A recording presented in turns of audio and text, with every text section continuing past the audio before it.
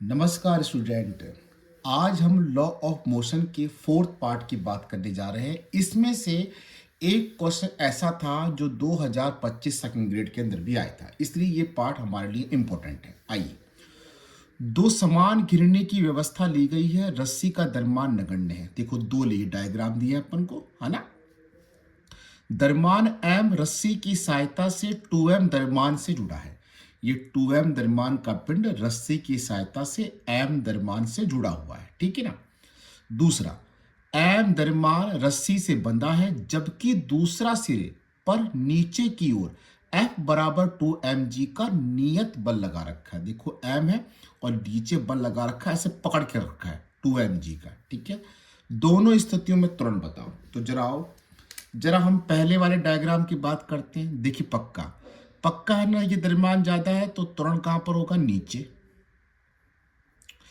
तो इस वाले में त्वरण कहां होगा? ऊपर, ठीक है ना। तनाव इसके लिए भी टी इधर और इसके लिए भी टी इधर, सही है ना। इसके नीचे की ओर आ जाए तो नीचे की ओर क्या होगा? mg, जबकि इसके नीचे की ओर क्या होगा बेटा? 2mg। अब इन्हीं डायग्राम को मैंने अलग अलग दिखाया है। देखो, पहले मैंने इस डायग्राम को यहां बनाया है और इस भाग को यहां बनाया है। तो इसके लिए इक्वेशन कैसे बनाए भाई? त्वरण ऊपर की ओर है तो T माइनस का mg और बराबर किसके होगा? न्यूटन के बल के। देखो T माइनस का mg बराबर ma। इसमें त्वरण नीचे की ओर है तो 2mg माइनस का t बराबर 2ma। द्रव्यमान इसका 2ma। चलो, अब दोनों इक्वेशन को आपस में जोड़ दिया, इस वाले पार्ट को इसमें जोड़ दिया, इस वाले पार्ट को इसमें जोड़ दिया। लो जोड़ दिया। चेक करो मेरे बच्चा, एक देखो t से t कट जाएगा, ठीक है ना। 2mg में से mg गया तो केवल क्या बचा? mg। यहां बचा ma प्लस 2ma, तो कितना हो गया? 3ma। m से m काट दो, ठीक है ना, और 3 का भाग इधर लग जाएगा, तो त्वरण का मान आ गया g/3। तो हमारे पहले वाले अवस्था में त्वरण का मान कितना है? g/3 है। अब इंपॉर्टेंट आता है दूसरी वाली अवस्था, जरा ध्यान देना मेरे बच्चे अच्छे से। चलो चलते हैं दूसरे वाले पार्ट में। देखो जरा दूसरे वाले पार्ट को। के सेकंड में अपन ने क्या है? बल तो लगा रखा है, परंतु 2mg का नियत बल लगा रखा है। नियत बल है, इसका मतलब ऊपर की तरफ अगर तनाव टी डैश माने, देखो कहां पर बेटा? यहां पर। अगर नीचे की तरफ अपन बल माने 2mg तो ऊपर की तनाव क्या मान लिया अपन ने? T dash. तो इधर भी क्या होगा? T dash. आइए, तो पक्का है ना, ये टी डैश और ये बल दोनों बराबर होंगे, नियत बल। अब निकालते हैं m द्रव्यमान पर कुल बल। जरा देखो एक बार जरा, इस m द्रव्यमान के पिंड पर टी डैश ऊपर की तरफ होगा, ठीक है ना, mg नीचे की तरफ होगा, ठीक है ना, और a ऊपर की तरफ अगर हुआ तो। आ जाओ, देखो टी डैश ऊपर की तरफ हो गया, mg नीचे की तरफ हो गया और a ऊपर हो गया।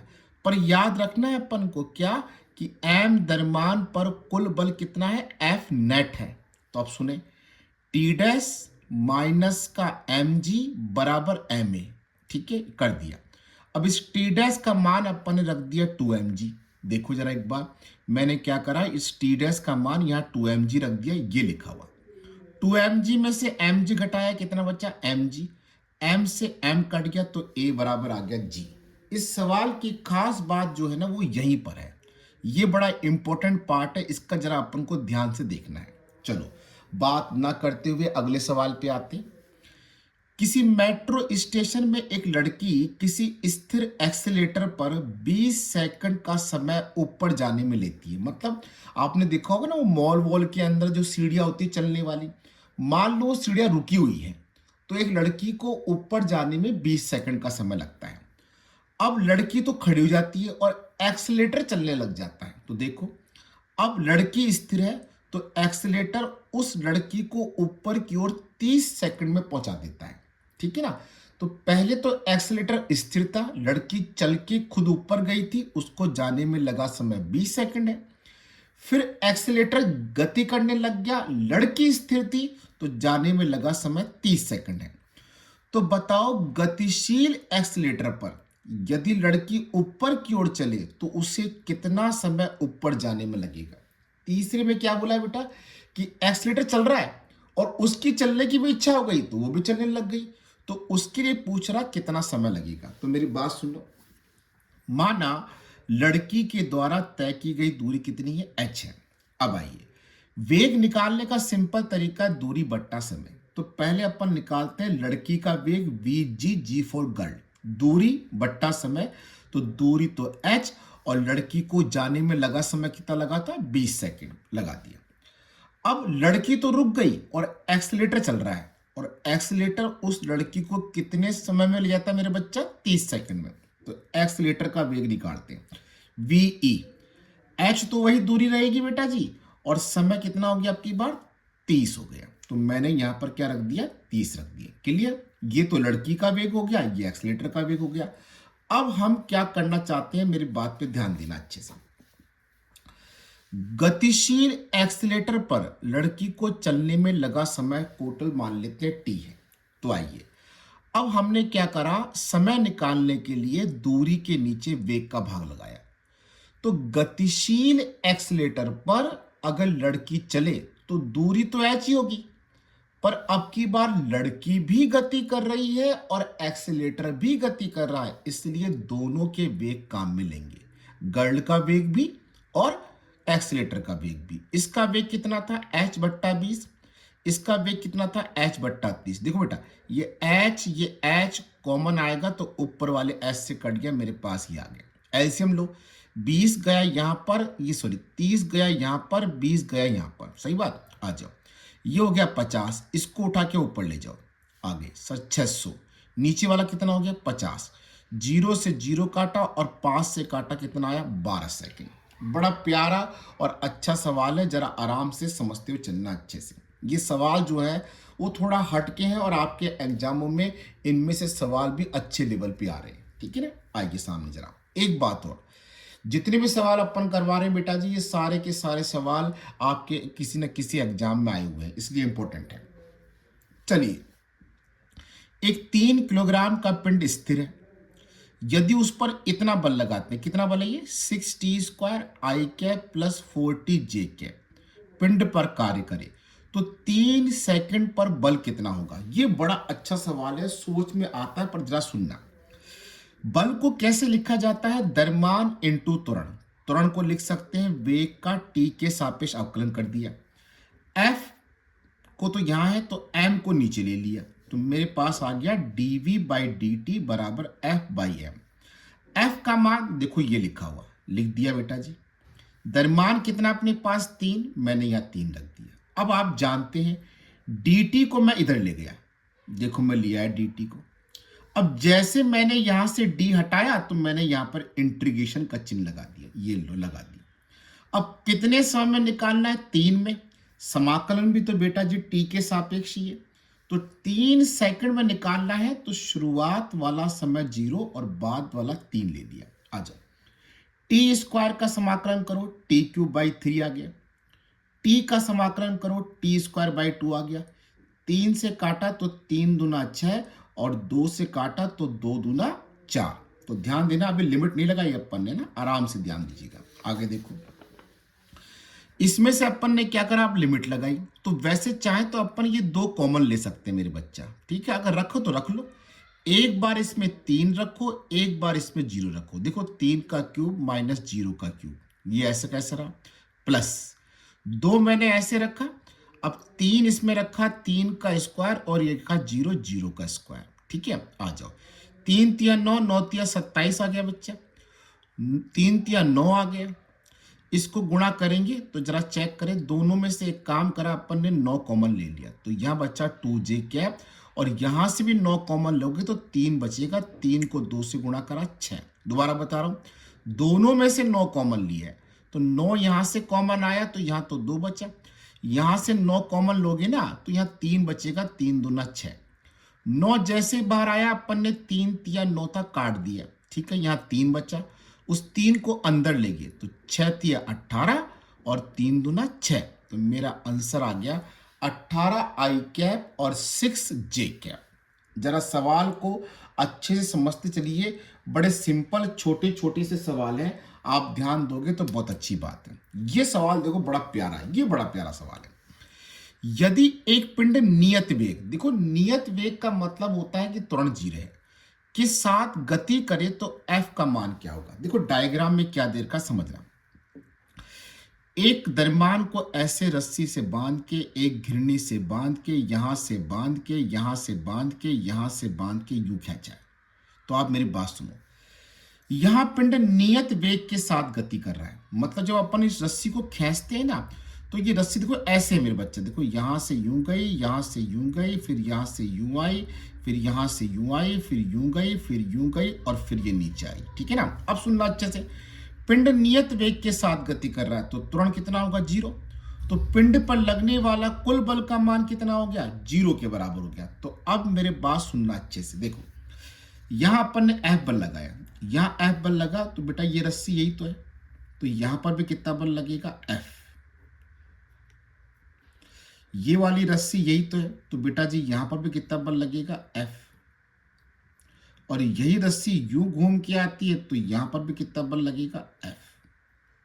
तो गौर से देखो कि नीचे की तरफ तो M और कितने बल लग रहे हैं ऊपर, F F F। तो सुनो अच्छे से आराम से, अब इस पिंड पे लगने वाला कुल बल कैसे निकालें, नेट फोर्स। 3F तो ऊपर है तो 3F लिख दिया, और इसमें नीचे की तरफ कौन सा बल लगेगा, नीचे mg, तो अपन ने इसको लिख दिया mg। तो 3F माइनस mg। लेकिन चूंकि त्वरण जीरो है इसलिए कुल बल का मान कितना है, जीरो। तो अपन ने क्या करा, इस बल को जीरो कर दिया। तो मेरे पास ये mg इधर चला गया, तो 3F बराबर क्या हो गया, mg। तो F बराबर क्या हो गया, mg/3।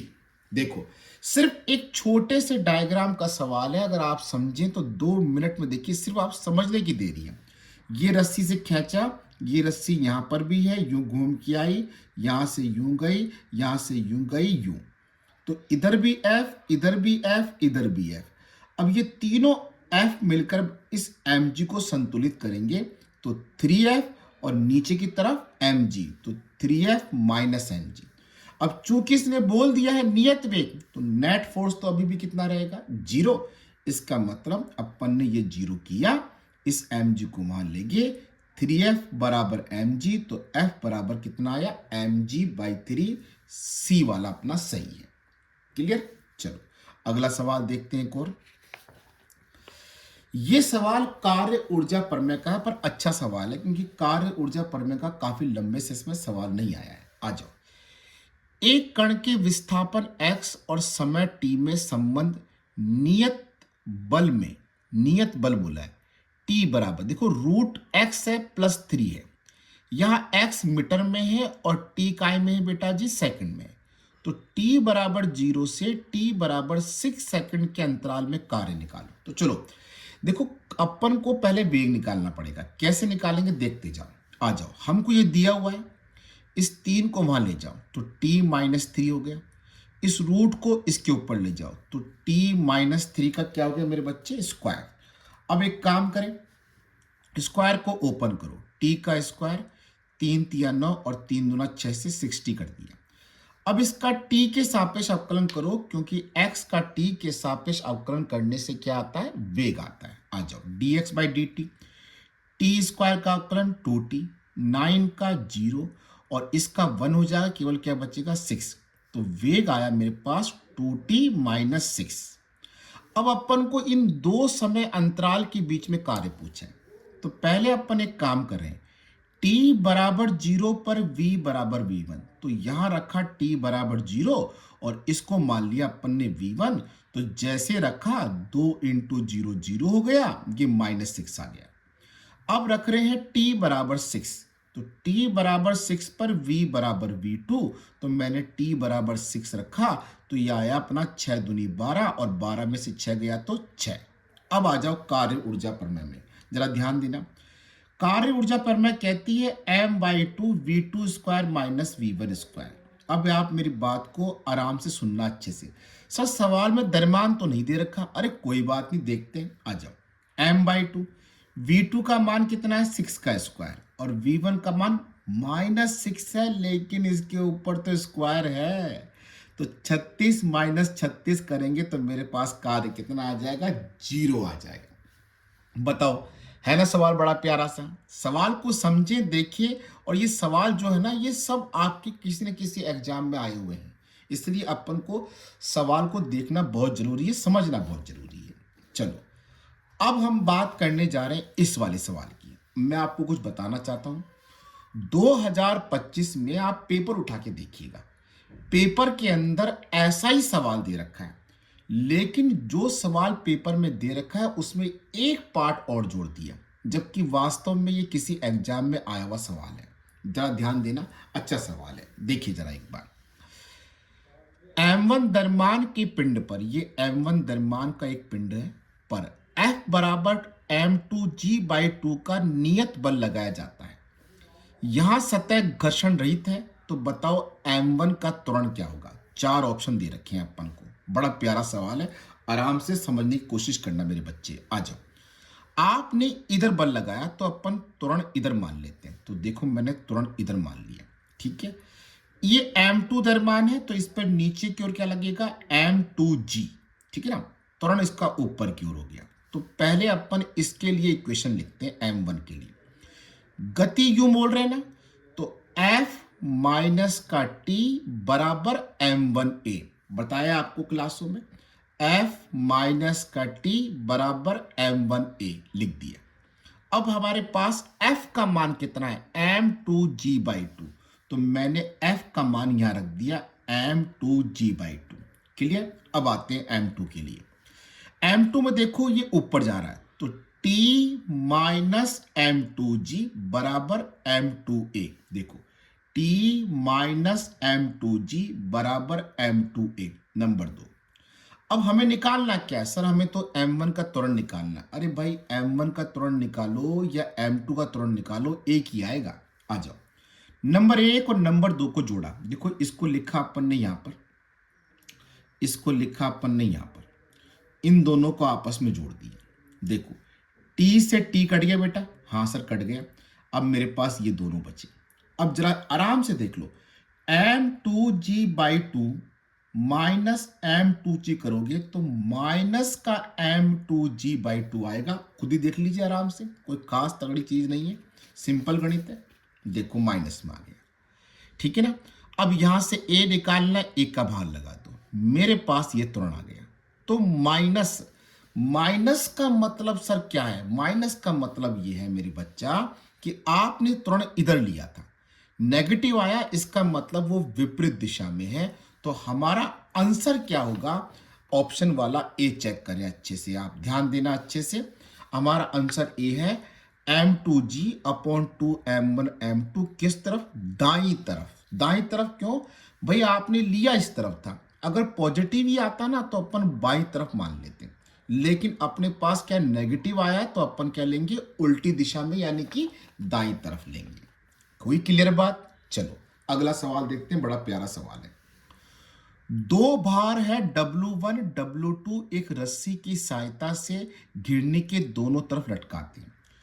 जब घिरनी को G त्वरण से ऊपर ले जाएं तो रस्सी में तनाव क्या होगा। ये सवाल अपन ने दोनों तरफ द्रव्यमान लटकाने वाला किया है, तो मेरी बात सुनना, सुनना अच्छे से।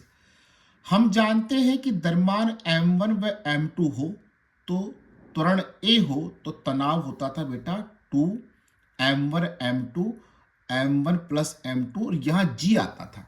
तो सर हमने तो क्लासों में G पढ़ा था, ये प्लस A कहां आ गया। याद करो बेटा, ऊपर जाए तो जोड़ना है, नीचे जाए तो घटाना है। चूंकि ये A त्वरण से इसे ऊपर ले जा रहा है, जिस पूरे को ही ऊपर ले जा रहा है, इसलिए अपन को क्या करना पड़ेगा, जोड़ना पड़ेगा। इस वाले पार्ट में अपन को थोड़ा ध्यान देना पड़ेगा कि वो A त्वरण से ऊपर ले जा रहा है। अगर ये त्वरण नहीं होता यहां पर, कि स्थिर होता, तो अपन यहां पर क्या करते, 2m1 m2 m1 plus m2 into G लगाते।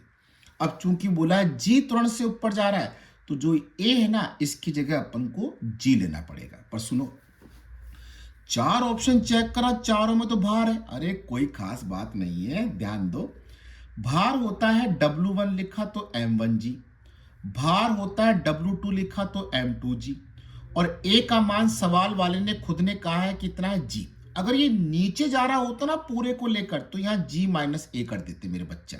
आ जाओ, अब यहां से M1 और M2 का मान निकाल के यहां यहां यहां यहां रख दो, और ये अपन ने G का मान देखो, M1 का मान रखा W1 अपॉन जी, M2 का मान रखा W अपॉन जी, साथ में अपने पास G लिख दिया। ठीक है, अब सुनो मेरे पास कॉमन लेंगे बेटा जी अपन, है ना, ध्यान देना अच्छे से ना, बिल्कुल अच्छे से ध्यान देना। चलो इसका अगला पार्ट देखते हैं। देखिए क्या करा, 2W1 W2 नीचे G स्क्वायर है, G प्लस G कितना हो गया 2G। देखो W1 प्लस W2 दोनों में G कॉमन है। अब सुनना मेरी बात अच्छे से, देखो ये 2 इससे गुणा होगा 4, ये G इस G से कट गया, सही बात है ना, और ये वाला G इस वाले G से कट गया, सही ना। दोबारा बोल रहा हूं, 2 को 2 से गुणा करा, ये 4 हो गया, G से अपना ये G कट गया, और ये वाले G से अपने ये वाला G भी काट दिया, तो मेरे पास बच्चा 4W1 W2 और W1 प्लस W2। तो ये लीजिए आपका ऑप्शन आ गया है सही वाला ऑप्शन, और जो है अपने पास सही ऑप्शन ए। क्लियर हुआ। चलो अगला सवाल देखते हैं। इसमें अपन ने एक दो ज्यादा सवाल रखे हैं, 7 क्वेश्चन से ऊपर चलेगी, क्योंकि हमारा मेन एम है कि आपको सही क्वेश्चन प्रोवाइड कराएं। आओ, दी गई अवस्था में 2m और 3m द्रव्यमान के मध्य तनाव बताओ। देखो आपने यहां पर एक द्रव्यमान पढ़ा है और यहां पर भी एक पढ़ा है, पर यहां तो 2 है। अरे कोई खास बात नहीं है, याद करो।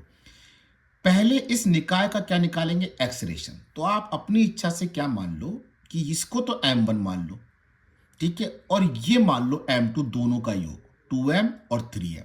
तो आ जाओ, m1 को तो m मान लिया मेरे बच्चा, M2 को अपन ने क्या मान लिया 2m प्लस 3m यानी 5m। अब आपको याद हो ना, देखो दिमाग पे जोर डालना, घिरनी के दोनों तरफ द्रव्यमान M1 M2 हो, तो अपन ने ये त्वरण का फॉर्मूला पढ़ा था ऐसे डायग्राम में, पर उसमें यहां पर M1 था और यहां पर क्या था मेरे बच्चा M2 था। ठीक है ना, तो मैंने इस पूरे को M2 मान लिया, इसको मैंने M1 मान लिया, और वही अपना बेसिक फॉर्मूला लगा दिया। आ जाओ, M2 का मान रखा 5m, M1 का मान रखा m, 5m m ये रख दिया। ठीक है, ऊपर हो गया 4m, नीचे आ गया 6m, m से m कट गया, 2 दूना 4, 2 तिया 6, 2/3 आ गया। मतलब इस पूरे का त्वरण कितना हो गया अपने पास, इतना हो गया। अब सुनना, वो पूछ रहा है 2m और 3m के बीच तनाव, इसके और इसके बीच में तनाव। बेटा जी इसके और इसके बीच में तनाव इसके कारण होगा, तो 3m को लेके आओ, नीचे आओ, 3m लिखा, नीचे क्या लिखा 3mg, ऊपर क्या लिखा t। भाई इन दोनों के बीच में तो होगा t, मैं आपको बताता हूं, देखो कैसे, जरा ध्यान देना मेरी बात पे। इसमें नीचे की तरफ तो क्या हो जाएगा मेरे बच्चा 3m और g, और ये ऊपर की तरफ यहां तनाव कितना होगा t, तो ये तनाव इन दोनों के बीच में आ गया। अब आ जाओ, हाँ जी कहां जा रहा है मेरे बच्चा, नीचे जा रहा है, ध्यान है ना। तो क्या करेंगे अपन, 3mg माइनस का t बराबर 3ma। अरे सर 3ma क्यों लिखा, अरे मेरे बच्चा द्रव्यमान 3m है, तो 3mg माइनस का t बराबर 3ma लिख दिया। अब देखो इस 3ma को उधर ले गए, a का मान आप निकाल चुके हो, कितना निकाला मेरे बच्चा 2g/3, ये लिखो मैंने 2g/3 रखा, 3 से 3 कट गया, तो 3mg माइनस हमारे पास क्या बचेगा 2mg।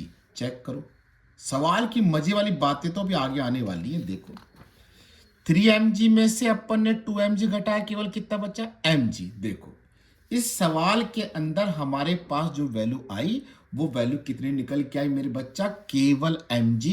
सही ऑप्शन